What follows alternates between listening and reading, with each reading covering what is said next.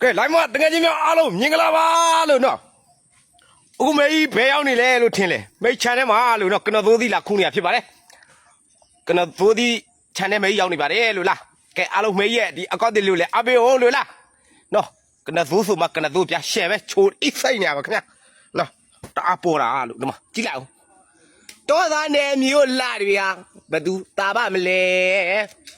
အမလေးမိုင်ဆယ်ပဲမဲပြကောရှယ်ပဲလို့ရှယ်ပဲဒီခူကမှာအဲပါချိုအိစိတ်ထွက်ကဲကနတော်ဒီလို့ကနတော်ဒီဖောက်တယ်လို့ချင်းနေညီကောင်မတွေနော်ပါအဲပါရပြီလို့နော်ကနသိုးသူမှာကနသိုးဗျာနော်ရှယ်ပဲတီးကြကခက်တွဲနေအောင်တီးရမအောက်ချွေပါတီးရကြတော်လာနဲ့မြို့လှတွေဘလူတာပါမလဲဒီကောင်လေးဆိုချိုရလားကွာကြိုက်စားလို့ရပါဘောနော်ဒါဆိုကနသိုးချင်ပေါ့ဗျာနော်ကနသိုးချင်ဖြစ်ပါတယ်လို့လားကဲအားလုံးပဲလားသူအချိန်ပေါ်လေးပေါ့ရာသီပေါ်လေးစားရတာပေါ့နော်ရှယ်ပဲလား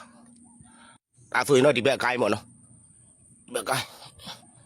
ရှယ်ရဲမဲ့တွဲနေ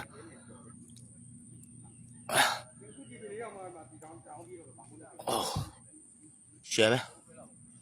ဟိုဒီရောမကြမဲ့တွဲနေကြ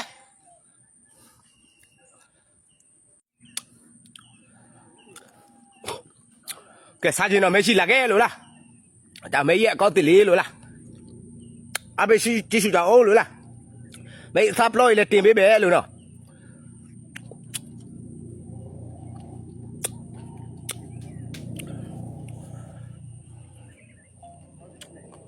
Oh my god ဒါမဖြုတ်ရသေးဘူးနော်ဒီတွဲတွေကမဖြုတ်ရသေးဘူးဒါအပင်မှာပဲရှိသေးတယ်နော်မဖြုတ်ရသေးဘူးဒါမဖြုတ်ရသေးဘူးရှယ်ပဲလားကဲမေးပြမယ်လို့နော်ဟိုမှာခူးနေရလဲပြမယ်လားကဲဒါဆိုတော့ခူးပြီးသွားပြီပေါ့နော်ကနသူရှယ်ပဲရဲမဲ့ပြီးတော့ချိုးအိညာနော်အဲ့တပင်ကိုအတွဲ200 300 400လောက်ထွက်တယ်လားတပင်ကိုနော်ပြမယ်လားမိတ်ထပ်ပြအောင်မယ်လားဟုတ်ပြီဒါဆိုတော့ကနသူချတာပေါ့နော်ဟုတ်ပြီအေးကိုရှယ်ပဲဟုတ်တော့ပြီကဲ